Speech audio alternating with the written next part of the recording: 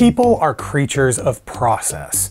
This innate draw to the act of procedure and task completion is not only at the heart of perpetual human advancement, but also what attracts us to things like home improvement shows, DIY projects, and Bob Ross. Not only do we like to take steps toward a goal, but we like watching others do it too, especially when they do it well. Great heist movies and adventure films understand this, as witnessing characters act on their specializations or make progress on a journey is inherently exhilarating to the human mind. And the more spectacular or fantastical the action, the more thrilling the ride. Translating this particular kind of entertainment from one medium to another can be tricky, but if done right, it can hold the same kind of power over an audience, if not more. And what you might call procedure when a film character does it, you'd call a game loop mechanic when adapted for video games. So join me as we take a look at a game based on perhaps the most beloved supernatural adventure comedy film of all time. What's core game loop comes straight off the silver screen. It has the tools, but does it have the talent?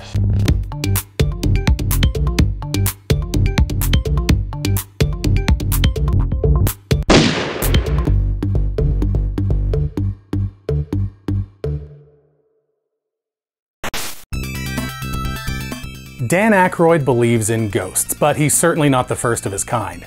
He's not even the first in his family. Aykroyd comes from a long line of believers, from a father who wrote a book on the topic to a grandfather who tried to speak to the dead through radios. But in 1981, he got the idea of trapping ghosts from an article in the Journal of the American Society for Psychical Research.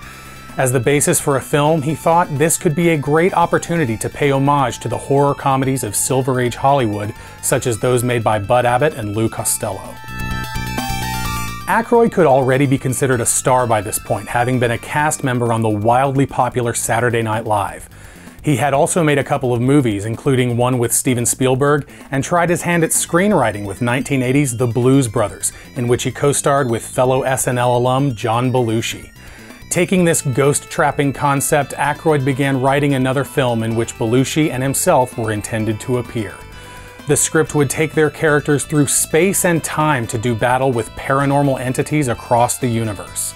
Aykroyd even had young comedian Eddie Murphy in mind as a third lead, but it seems fate had other things in store.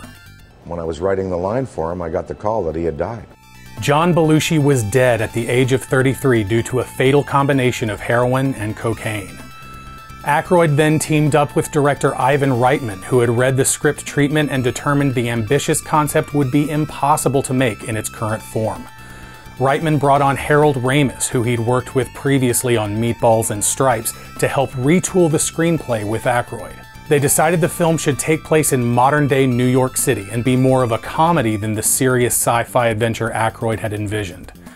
In this version of the film, the main characters would be more like pest control workers than spacefaring heroes. Aykroyd used his knowledge of the paranormal to fill the dialogue with complex technobabble, while Ramis's sharp wit honed the comedic elements of the story.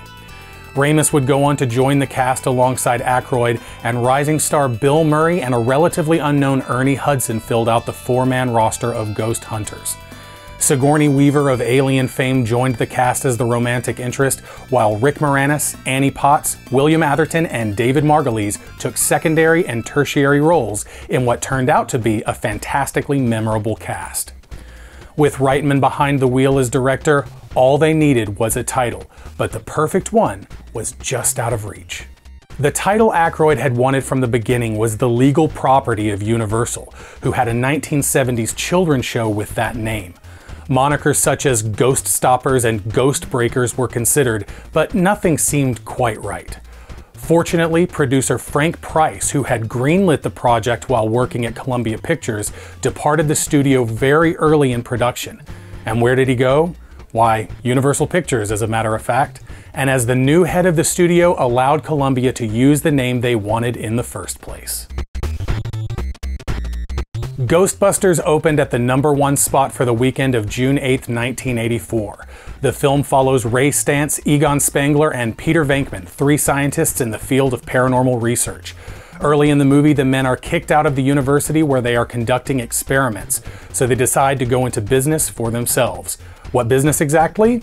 In the words of Dr. Venkman, professional paranormal investigations and eliminations. Renovating an old fire station as their headquarters and hiring a fourth team member named Winston Zeddemore, the Ghostbusters make waves as a recent uptick in preternatural disturbances keep the Eidolon exterminators very busy. The scientists soon discover that the source of this interdimensional chaos is an apartment building in the city. Designed by architect and cult leader Ivo Shandor, the edifice was built to be a beacon for the advent of an ancient Sumerian god named Gozer, who is prophesied to bring about the end of the world. Contending with everything from the Environmental Protection Agency to the New York Mayor's office and even a giant marshmallow brand mascot, the Ghostbusters managed to close the portal, sending Gozer back to the spirit realm and saving the city and the world from total destruction. Audiences were captivated by the high-concept comedy. The logo was everywhere that summer, and Ray Parker Jr.'s classic theme song rocketed to the #1 spot on the Billboard Hot 100, where it dominated for 3 straight weeks. Of course, there was merchandise, and more merchandise. A popular animated show debuted in 1986, taking a dig at Universal's 1970s children's program with the title The Real Ghostbusters. And a 1989 sequel film told the story of the disbanded group who must reunite to take down the spirit of a 16th century tyrant who is haunting a painting. Ghostbusters 2 failed to capture audiences and critics like the first film, and many criticize it for being a soulless rehash of the original movie and its plot. But allow me to mount a brief defense of this underloved sequel. Ghostbusters is, first and foremost, a comedy. And while structurally similar to its predecessor, Ghostbusters 2 features all new jokes and gags that land in their own right, and I personally find it as hilarious as the 1984 original. Furthermore, a rejection of the film is a hasty dismissal of an absolutely inspired performance by Peter MacNicol as Janos Poha and an instantly iconic villain in Vigo the Carpathian. Is it as good as the first one? No, of course not, but Ghostbusters is a masterpiece, and I feel that's a pretty unreasonably high bar to expect the sequel to clear. But I digress. Then there were games. Man oh man, were there games. From 1984 through the mid-90s, a plethora of video games based on the 2 films and the animated series hit the market, landing on platforms such as the Nintendo Entertainment System, Sega Genesis, Game Boy, various computer systems, and even the Atari 2600, despite it being extremely late in the console's life cycle. Multiple games from multiple developers in the US, Japan, and the UK took their shot at bringing this haunted version of New York City to a new medium. Most of these attempts were poorly received, although I know some players still hold some love for HAL Laboratories' new Ghostbusters 2 on NES, which never saw a North American release. But I feel that none of them really got it right. Throughout the 90s and 2000s, talk of a third movie came and went with relative frequency. Rumors of a finished script and the question of Murray's involvement seemed to be common topics on movie scoop websites. But despite a second animated series and a whole new crop of games based on it, a true continuation of the Ghostbusters story seemed more and more unlikely as the years went on. Then in 2006, game developer Zootfly released videos of an unlicensed game based on the Ghostbusters property that they had been working on in secret. The gameplay footage immediately caught the attention of fans who marveled at the advanced graphics and lassoing mechanic that looked remarkably true to the action from the films. Although Zootfly was unable to secure the rights to continue making the game, the fervor surrounding their videos inspired other devs to try their hand at nabbing the license. Terminal Reality, makers of a game-building software called the Infernal Engine, came in to pitch their idea to Sony. When we set out to work with the developer, we interviewed actually quite a few, and Terminal Reality came in with a demo that quite honestly blew us away. Infernal Engine, our internal engine here at Terminal Reality, really allows us to create a living, breathing world, so to speak. We can put literally thousands of objects moving in through the environment at once. You can blow apart things. I mean, pretty much in a video game you have to have walls, a floor, and a ceiling. Other than that, everything's fair game to be destroyed in Ghostbusters. It seemed that Terminal Reality had the makings of what could be the greatest Ghostbusters game ever made. But this cake needed icing. And boy did it get it in a way no one expected. In one of the greatest slam dunks in movie tie-in history, the developer was able to reassemble the vast majority of the original cast to reprise their roles, including the famously non-committal Bill Murray. Not only that, but Dan Aykroyd and Harold Ramis would be writing the script as a sequel to Ghostbusters 2. Returning cast members include Ernie Hudson as Winston Zeddemore, Annie Potts as Janine Melnitz, William Atherton as Walter Peck, and even Max von Sydow as the voice of Vigo the Carpathian. My sword will taste your flesh. Murray's brother Brian Doyle Murray also plays a key role, but it's unclear if he's reprising his psychiatrist character from Ghostbusters 2. And then there's voice acting superstar Troy Baker, who played Joel in The Last of Us, also delivering an interesting early career performance as Slimer.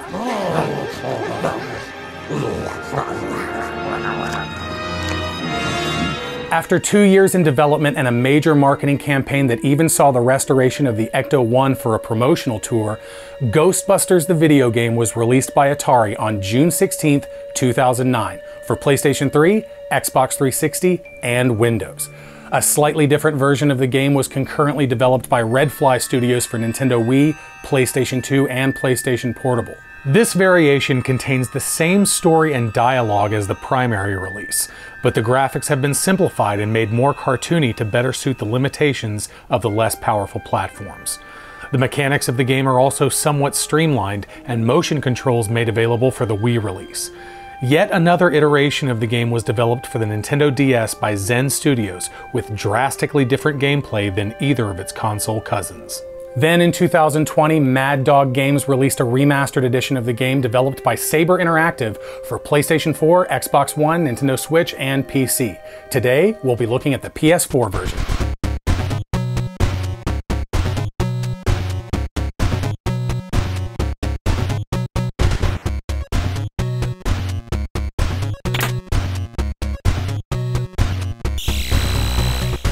Two years after the events of Ghostbusters 2, the Museum of Natural History in New York is featuring a Gozer exhibit when a psychokinetic wave emanates from the museum, covering the city with supernatural energy. This causes a spike in paranormal activity, and naturally it's up to the Ghostbusters to take care of it. But this time, they have help. The player steps into the boots of a nameless recruit who has joined the team as a fifth Buster. This new character appears as male in the primary versions of the game, but the scaled-down versions on Wii and PS2, for example, allow you to choose a female rookie with which to play through the campaign. The event at the Gozer exhibit has caused Slimer to escape his containment unit, which kicks off the action. A tutorial encounter in the basement of the firehouse gives the rookie a rundown of the core mechanic that will be used throughout this adventure: battling and trapping ghosts. Using the proton pack and the attached neutrona wand, players blast phantoms with a stream of nuclear energy, wearing down the spirit's stamina meter that appears around the reticle.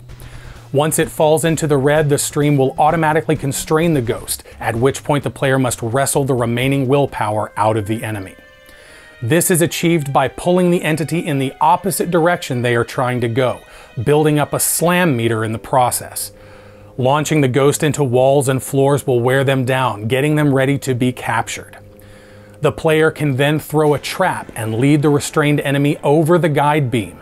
The doors open and begin to suck the specter in, but they're not done fighting yet. The player must pull the ghost back and forth within the light, guiding them down into the little box where they'll finally cease to be a nuisance. After the tutorial, the crew follows Slimer to the Sedgwick Hotel where they found him in the first film. There they find that the building is haunted by myriad specters. A battle with Slimer in the ballroom and the return of the Stay-Puft Marshmallow Man allow the player to relive key moments from the first film, but it's clear that a familiar foe is up to his old tricks. The Ghostbusters meet Dr. Alyssa Selwyn, voiced by Alyssa Milano, a guest curator for the Gozer exhibit, which the Ghostbusters didn't even realize was taking place. This is due to the fact that the new mayor, played by Brian Doyle Murray, has placed Walter Peck in charge of a new city division called the Paranormal Contracts Oversight Commission, or PCOC. Here, Peck is to supervise the activities of the Ghostbusters and make sure they don't do too much damage to the city. It is also revealed that Peck suggested Dr. Selwyn as the curator for the Gozer exhibit and intended to keep the Ghostbusters far away from the opening night ceremony, considering their history with the demigod. A disturbance at the New York Public Library has the boys go up against another familiar foe, the librarian ghost from the beginning of the first movie. On this mission, they discover that she was murdered by a serial killer named the Collector when she refused to hand over a rare book called the Gozerian Codex. Defeating the Phantom causes an interdimensional portal to open that sends our heroes to the spirit realm, where they defeat the Collector, who has returned as the god Azetlor. They learn that the Collector wanted to use the Gozerian Codex to merge the ghost world with the human world, effectively bringing about the apocalypse and a new era in which Gozer could reign as a tyrant. Egon notices a series of geometric shapes comprising a symbol with 4 nodes burned into the library wall, and determines that it is a mandala representing 4 spiritual hotspots around New York. The library, the museum, the hotel, and a spot on the Hudson River are mapped out on the crest. The Ghostbusters head to the museum, where they work their way through underground tunnels in pursuit of a second Guardian. A return to the library has the men do battle with the Spider Witch to clear that node on the mandala. With only one location left to visit, the team takes a boat into the Hudson River, where Shandor Island mysteriously rises out of the water. This is where Ivo Shandor, the mad architect and Gozer worshipper, conducted his weird experiments and unnecessary surgeries. Here, the player learns that a facility on the island was actually responsible for the river of slime that brought about the return of Vigo the Carpathian in Ghostbusters 2. As it turns out, it was just another attempt by the spirit of the cult leader to destroy the world and begin Gozer's reign, tying the first 2 films together in an interesting way. But an even bigger revelation on the island is that Dr. Selwyn is actually a descendant of Shandor, and has some as-yet unidentified connection to these disturbing events. At the island, the Ghostbusters defeat the final Guardian, a Slore, a creature mentioned by Louis Tully while possessed by Vince Clortho in the first film. During the 3rd reconciliation of the last of the McKettrick supplicants, they chose a new form for him, that of a giant Slore. Many Shubs and Zools knew what it was to be roasted in the depths of the Slore that day, I can tell you. Returning to the mainland, it appears that someone has kidnapped Alyssa and shut off the containment grid, releasing all of the ghosts stored at the firehouse. Suspecting Peck is responsible and perhaps under the influence of Shandor, the team heads to a giant mausoleum that has risen out of the middle of Central Park. There they find Peck and Alyssa have been imprisoned by Mayor Mulligan, who has been possessed by Shandor the whole time. He explains that his goal was not to bring back Gozer, as the god had failed him twice already. This time, he decided to become a god himself and needed the blood of a living descendant to complete the transformation. That's where Alyssa comes in. But since the Ghostbusters destroyed the nodes providing him with spiritual energy, he had to release the captured entities at their headquarters as an alternate power source. The boys exorcise Shandor from the mayor's body and are whisked away to the ghost world to take on his supreme destructor form, appropriately named the Architect. Just like they did in the first movie, the Ghostbusters decide to cross the proton streams, defeating Shandor and saving the world once again. The story is okay. If this script represented the plot to an actual 3rd film, it would doubtlessly be as reviled as Ghostbusters 2 for shamelessly reheating the narrative and villain from the first movie. But as a video game, it does a decent job of not only connecting the 2 previous films together, but providing the player with opportunities to experience their favorite moments from the first movie in a slightly different context. And it's funny. I agree with some who think Murray's performance feels a little phoned in, but he still delivers. Ray, since you're the most excited about going to Ghost Island, why don't I just take the boat? I thought I was making a nice gesture. You're giving me the suspicious look. Drop it instantly. Let's get going, because nobody enjoys rushing headlong towards their death more than this fella. The rest of the cast is absolutely stellar, and the jokes and quips never stop coming. The experience is like you're actually on the job with these guys. Peter, come in. Hi, honey. How was your day? Man, we've reached the security office. This one is a shambles. It's been sabotaged. Black slime all over the place. Only a few of the cameras are still working. When you're free, no rush. Open gate 3487, just for kicks. Give me a minute. On this quest, the player has several tools at their disposal. The basic proton stream is useful for capturing ghosts, but it has a couple of other functions too. It can also fire a concentrated blast of energy called a boson dart that does a great deal of damage, but causes your pack to heat up very quickly. Speaking of which, the proton pack can get too hot if used constantly without a break. Manually venting the weapon every so often will keep the player character in fighting shape and works as a sort of reload button. If it does overheat, however, it becomes unusable for a short time.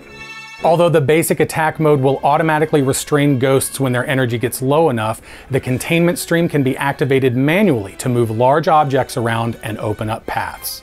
The second weapon type the player receives is the stasis stream, a blue beam of cold energy that can freeze enemies in place.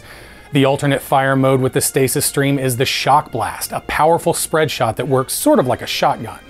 Eventually, a slime blower is acquired that allows the Ghostbusters to neutralize caustic black goo that has covered parts of the city.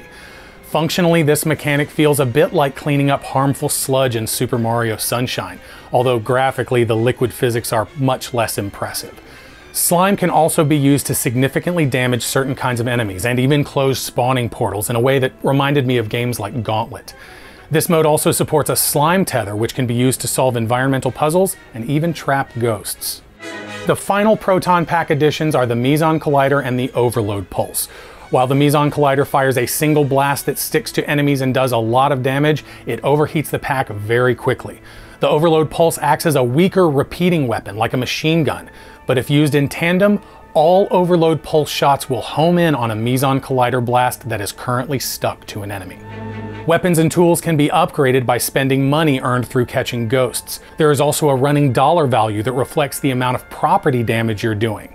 This damage system serves no real purpose other than to show off the impressive physics of the Infernal engine, but I can't help but feel like this was a missed opportunity. Perhaps on a higher difficulty setting, the property damage could subtract from your earnings, encouraging the player to be more accurate in their shooting. Just a thought. Despite the fact you are technically on a team, the squad mechanics go no further than having to revive fallen teammates who will do the same for you if you take too much damage. The cooperative nature of the game feels like an obvious opportunity for a fully featured multiplayer mode, and while many previous versions did have some form of co-op, unfortunately nothing of the sort made it to the recent remaster. The co-op modes included in the original releases are also weirdly inconsistent. On the PS3 and Xbox 360, players can team up online as the 4 original Ghostbusters or the rookie character to battle ghosts in a number of game modes. Although there is a campaign option, it's not the story found in the single-player game. Instead, it is simply 3 isolated levels featuring 3 different match types strung together by a common theme. Although the multiplayer stages are based off of actual levels from the main game, they are built as closed-off arenas. Unfortunately, there is no way to play through the story with a partner. However, the more cartoonish Wii release does have a local co-op story mode for up to 2 players, but no online play. And the PS2 and PSP versions have no multiplayer to speak of. I previously had no interest in the less graphically demanding versions of the game, but the local co-op campaign on the Wii definitely has me thinking about giving it a shot. Although the property damage tally has no function in the single player, it offers a fun way to compete with your co-op buddies for most destruction caused. As of the making of this video, the Xbox servers are still up and running for online play, but not for the PS3. The Xbox One even allows for backwards compatibility of the 360 version. It might take you a few tries to find a match, but I managed to do it and had a little fun with an anonymous buddy. Though the basic gameplay loop described in the tutorial section is at the core of nearly every encounter, there is much more to the game than just zap 'em, cap 'em, and trap 'em. Investigating haunted environments is key to the ebb and flow of the game's set pieces. Using the PKE meter seen in the films, the player can look for traces of paranormal energy, collecting haunted artifacts along the way, many of which are callbacks to the movies. Oh, baby! Oh, you're my #1 Christmas boutique gift item! This tool can also be used to scan enemies, revealing their weaknesses and adding their data to a codex. Enemies come in a wide variety of forms, many of them obviously inspired by the design sensibilities of special effects artist Richard Edlund's disproportionate puppets. While many creatures only require the basic battle and trapping procedure, others may be destroyed with a slam maneuver or by simply delivering enough damage. The golems, for example, must be weakened with proton pack fire before their head can be pulled from their body, destroying the monster. Foes with shields can have their protection similarly stripped away with the containment stream, opening them up to attack. The variety of enemies combined with the player's options of disposal provides a combination of unique encounters that keeps things interesting throughout the game. The familiar hums, whirs, and beeps of the technology contribute to the aural authenticity of the experience, as Elmer Bernstein's iconic score vacillates from playful to spooky in the background. The environments are lovingly realized both as real-world New York City locations and as otherworldly plains, murky catacombs, and industrial locales, taking significant cues from John DeCure's fantastic production design. The minimal heads-up display keeps the image clean and cinematic, as a series of lights and meters on the player character's equipment shows the condition of the rookie's health, how hot the proton pack is, and if the PKE meter is picking up a reading. It's a stroke of absolutely inspired game design. Ghostbusters the video game is widely considered to be the best game based on the property, and if you haven't played it, I hope I've helped you see why it's so well regarded. I don't think it broke new ground in third-person shooters or squad games by any means, but the strong fundamentals in design and an obvious passion for the source material make it a notable love letter to ghost heads everywhere, and it remains among my favorite movie license games. In the years since the 2009 release of Ghostbusters the video game, the franchise has been anything but dormant. A few more games have come and gone, failing to capture the spirit of the original films like Terminal Reality did. 2016 even saw the arrival of a new movie that took the original premise of the story and recast the 4 main roles with women. The film was divisive, and while I have some admiration for Paul Feig's reboot, I still think it fails to live up to Reitman's classics. Despite all my praise for various aspects of Ghostbusters the video game, the core loop of exploration, investigation, battling, and capturing is by far the greatest strength of this experience. If you're like me and grew up wishing you could step into that jumpsuit and strap on a proton pack, this is a game you don't want to miss.